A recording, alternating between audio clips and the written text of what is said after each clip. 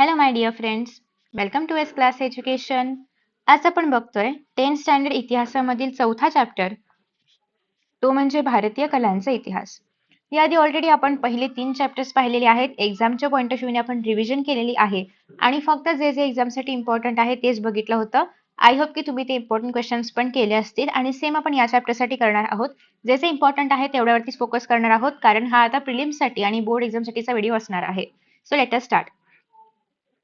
सगळ्यात पहिल्यांदा ना, कला म्हणजे काय? अतिशय इम्पॉर्टंट आणि मस्त अशी डेफिनेशन आहे. कलेला डिफाईन करणारी म्हणजेच काय, स्वतःला आलेले अनुभव आणि त्यातून प्राप्त झालेले ज्ञान तसेच मनातील भावभावना इतरांपर्यंत पोहोचाव्यात, ही खरं तर व्यक्तीची सहज प्रवृत्ती असते. आणि जेव्हा यातून काहीतरी सुंदर निर्मिती केली जाते तेव्हा त्याला आपण कला असं म्हणतो. मग त्याच्यामध्ये आपण नाटक घेऊ शकतो, नृत्य घेऊ शकतो, तर या सगळ्या गोष्टी आहेत, चित्रपट निर्मिती वगैरे घेऊ शकतो. तर हे काय झालं, मग कला झालं किंवा चित्रकला झाली, भित्तिकला झाली. तर या सगळ्यांना आपण काय म्हणू शकतो? कला म्हणू शकतो. सो एक्झाम मध्ये डिरेक्टली अशी डेफिनेशन नाही विचारली जात, बट तुम्हाला माहिती पाहिजे म्हणून. नेक्स्ट आहे दृककला असतं आणि ललितकला असतं. दृककला म्हणजेच काय, की जे आपण डोळ्यांनी बघू शकतो. म्हणजेच फॉर एक्झाम्पल चित्र असेल किंवा जे पण आपण पाहू शकतो, गुहांमधली चित्र असतील, भित्तिचित्र असतील, चित्र वगैरे असतील. सो हे सगळं काय झालं, दृककला झालं, जे आपण डोळ्यांनी पाहू शकतो. आणि ललित कलांना आपण अंगिक कला असे पण म्हणतो. आता कला ना 2 प्रकारच्या आहेत. लोककला पण आहेत आणि अभिजात कला पण आहेत.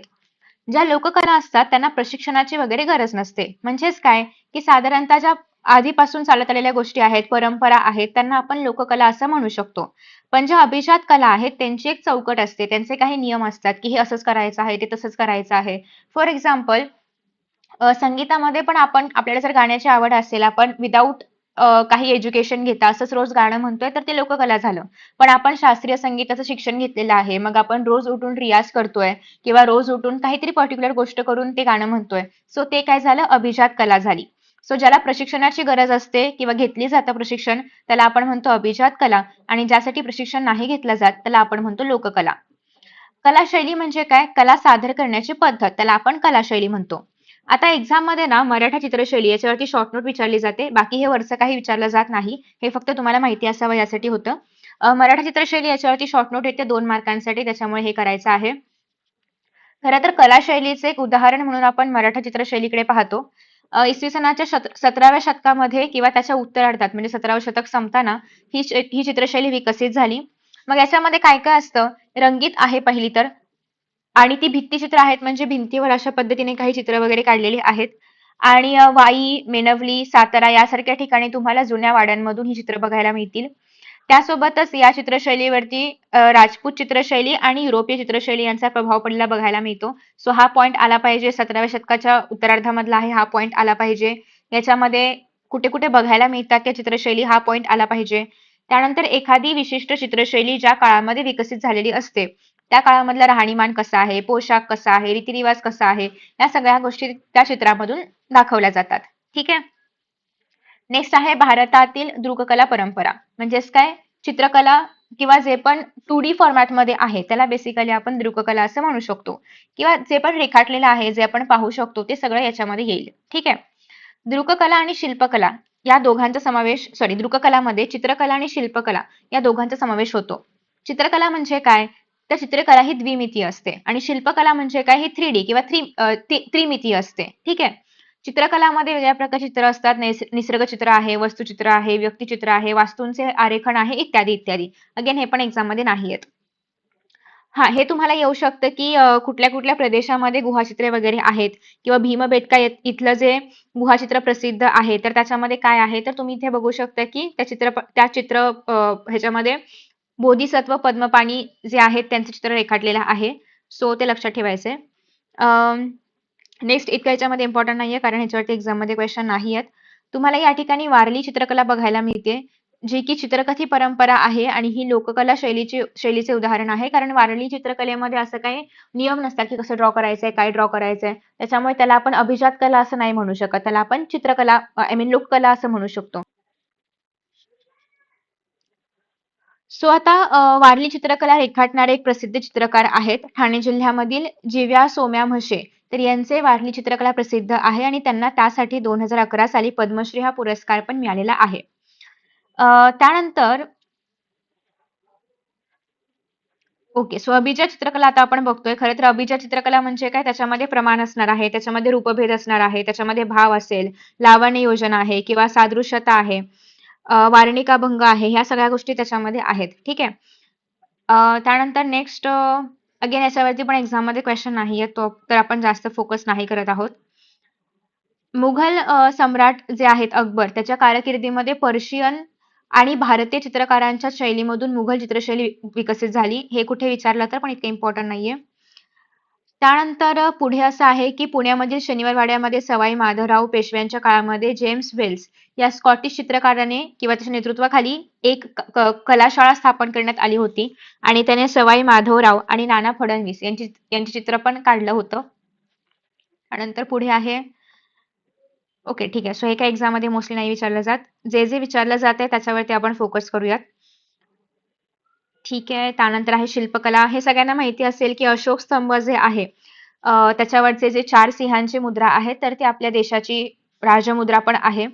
ती सारनाथ येथील अशोक स्तंभावरची होती जे की आपल्या देशाचं राष्ट्रीय मानचिन्ह आहे आता.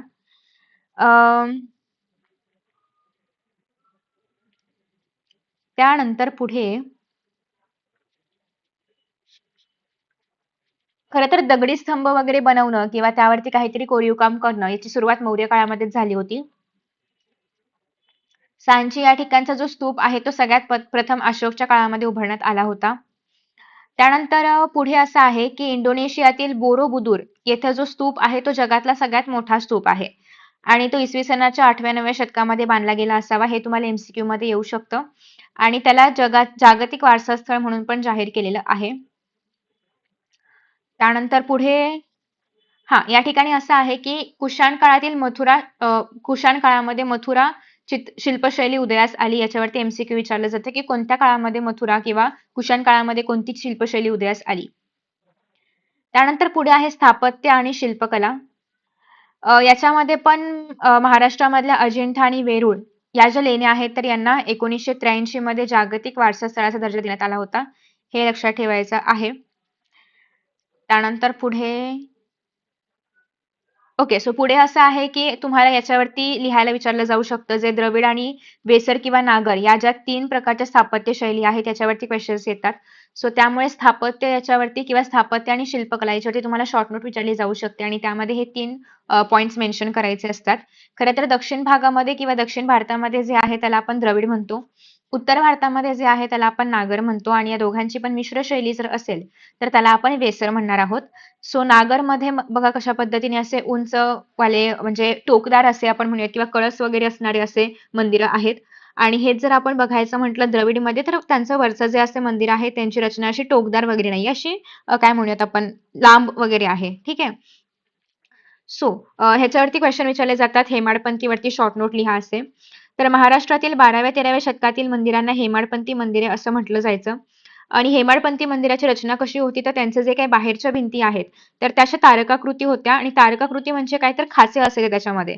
म्हणजे तुम्ही कधी पझल्स वगैरे खेळले असतील तर तुम्हाला माहिती आहे की एका पझलच्या खाच्यामध्ये दुसरा बरोबर तोच दुसराच पझल बरोबर बसतो जो त्याची रचना सेम असेल तोच बसतो. तर सिमिलरली या ठिकाणी दगडांमध्ये पण खाचे केले जायचे आणि मग त्याच्यामध्ये अशा पद्धतीने एका खाच्यामध्ये एक दगड वगैरे टाकला जायचा. ठीक आहे. त्यामुळे त्या भिंती आणि त्यावरील शिल्पे यांच्यावर छायाप्रकाशाचा सुंदर परिणाम पाहायला मिळायचा. सो त्यांची रचनाच अशी होती की सूर्यप्रकाश वगैरे पण छान पडेल किंवा सगळ्याच गोष्टी व्यवस्थित बसतील असं होतं. त्यानंतर मुंबई जवळील अंबरनाथ येथील अमरेश्वर असेल किंवा नाशिक जवळचे सिन्नर आहे. सिन्नर येथील गोंदेश्वर आहे. हिंगोलीमधील औंढा येथील नागनाथ हे सगळी हेमाडपंथी मंदिरे आहेत. 1-2 एक्झाम्पल्स पण लक्षात ठेवा. आल्या एक्झाम मध्ये तर लिहिता आलं पाहिजे. सो दिल्ली जवळ आहे मेहरवली जे की दिल्ली जवळच्या मेहरवली या ठिकाणी आहे कुतुब मिनार, आग्रामधला ताजमहाल असेल किंवा विजापूर मधलं गोल घुमट असेल हे सगळे मुस्लिम स्थापत्य शैलीची उदाहरणं आहेत. हे पण लक्षात ठेवायचंय. त्यानंतर पुढे आहे हे तर माहिती असेल की मुघल सम्राट शहाजहानने बेगम मुमताजसाठी ताजमहाल बांधला होता तिच्या स्मरणार्थ बांधला होता. सो मग ते पण एक प्रकारचं मुस्लिम स्थापत्याचं उदाहरण आहे आणि त्याला जागतिक वारसा स्थळ म्हणून पण युनेस्कोने जाहीर केलेलं आहे. त्यानंतर नेक्स्ट अजून एक एमसीक्यू मध्ये विचारलं जातं की मुंबईमधील जे छत्रपती शिवाजी महाराज टर्मिनस आहे किंवा ज्या इतर स्थापत्य शैली आहेत तर त्या इंडो गोथिक स्थापत्य शैलीमध्ये बांधलेल्या आहेत. सो हे तुम्हाला एक्झाम मध्ये येऊ शकतं. त्यानंतर लोककलेच्या परंपरा असतील किंवा बचत कलेच्या परंपरा हे काय मोस्टली एक्झाममध्ये नाही आहेत. सो स्किप केलं तरी पण चालेल. त्यानंतर इथे तुम्हाला बघायला मिळते, की भारतामधल्या प्रत्येक प्रदेशामधलं जे नृत्य आहे, शास्त्रीय नृत्य, तर त्याची नावं बघायला मिळतात. सो तुम्हाला हे एक्झाममध्ये येऊ शकतं. मध्ये सांगितलं जाईल, की शास्त्रीय नृत्य या ठिकाणी असेल उत्तर प्रदेश आणि तुम्हाला तिकडच्या शास्त्रीय नृत्याचं नाव लिहायचं आहे. मग इथे असेल कथ्थक, या ठिकाणी आहे ओडिशा, मग इथे असणार आहे ओडिसी किंवा या ठिकाणी तमिळनाडू, मग इथे तुम्हाला भरतनाट्यम लिहायचं आहे. तर अशा पद्धतीने संकल्पना चित्र पूर्ण करण्यासाठी विचारलं जाऊ शकतं.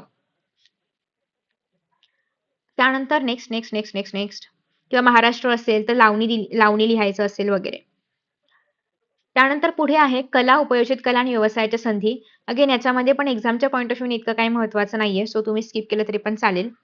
एक्झाममध्ये काय-काय विचारलं जातं ते मी तुम्हाला ऑलरेडी सांगितलेलं आहे.